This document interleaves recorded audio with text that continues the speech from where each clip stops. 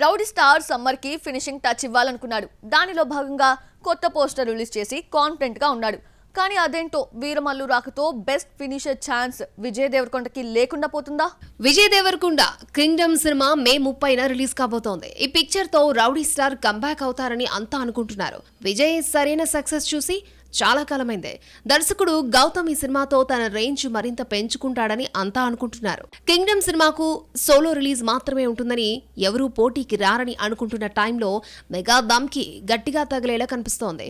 పవన్ వీరమల్లు ముందుగా మే 9కి వాయిదా పడింది. తాజాగా మే 29న సినిమా వస్తుందని చెప్తున్నారు. ఒకవేళ పవన్ మే మంత్ ఎండింగ్ లో వస్తే కింగ్డమ్ వాయిదా పడొచ్చు.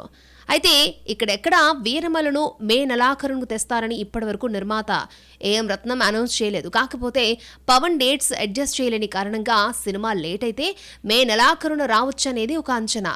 తాజా లెక్కలు చూస్తుంటే పవన్ ఫిల్మ్ జూన్ మంత్ కు పోస్ట్ పోన్ కావచ్చు. ఆ ప్రకారం చూసుకున్నప్పుడు విజయ్ దేవరకొండ కింగ్డమ్ సినిమాతో సమ్మర్ కు ఫినిషింగ్ టచ్ ఇచ్చే అవకాశం దక్కుతుంది.